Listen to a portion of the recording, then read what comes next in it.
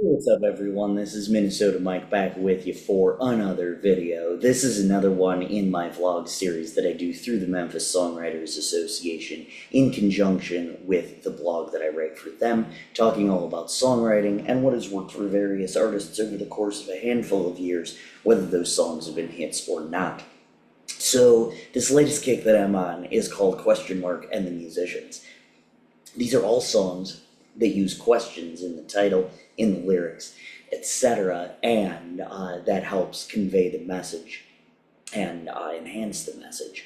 Last week we looked at What Do You Want by Jared Neiman, as well as Who Are You by The Who, and now we are going to look at Will You Love Me Tomorrow by Carole King. She did the melody and the vocals, and then Jerry Goffin did the lyrics.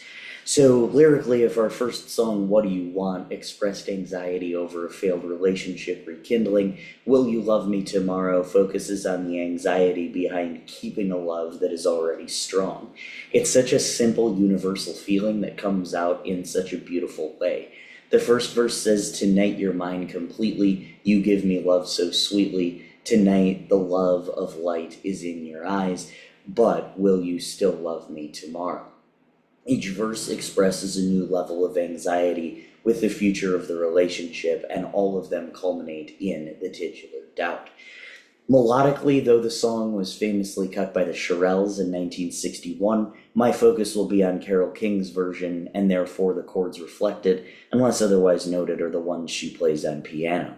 Written in the key of C major, the intro uses C, F, and G7, while the verses start off with those three chords and are followed by C, G, E sus4, E7, A minor, and G, before closing out with F, G7, C, and G. The second verse, however, takes out the G and ends on the C, as does the third verse, while the middle eight uses F, E minor, F, G7, C, F, E minor, A minor, D7, F, and G7.